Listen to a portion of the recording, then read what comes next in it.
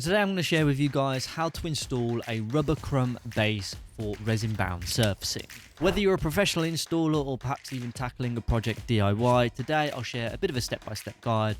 We'll go through the benefits and a couple of the drawbacks as well. So with that said, let's begin.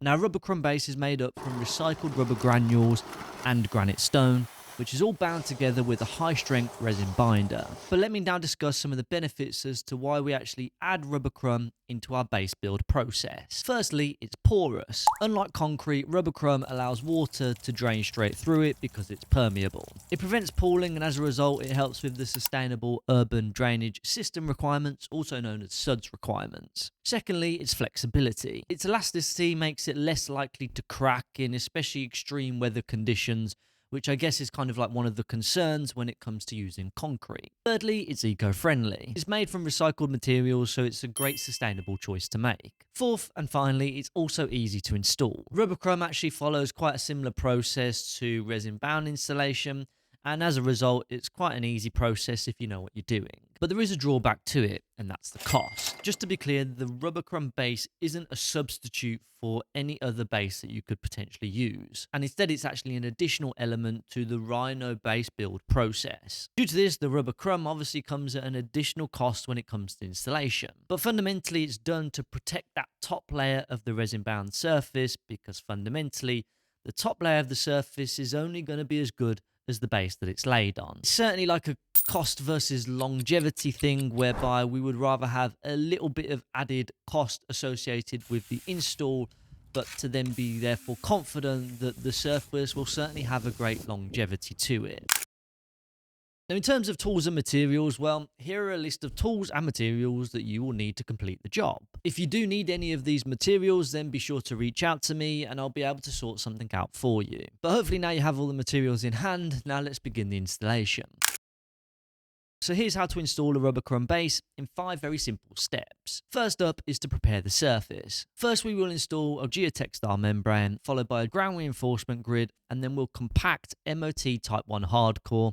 And then we'll just make sure that the area is clean and tidy and free from debris. Step number 2 is to mix the rubber crumb. We'll do this in a Rhino forced action mixer, where we combine the rubber granules with the granite stone along with the resin binder as well. Now, the ratios for this are 50 kilograms of rubber, 50 kilograms of granite stone, and 20 kilograms of resin binder, which is all mixed together until the granules are all evenly coated. Step number 3 is to lay the mixture. Pour the mixture down onto the prepared surface, then spread it out using a trowel or a screed bar, aiming for an even layer.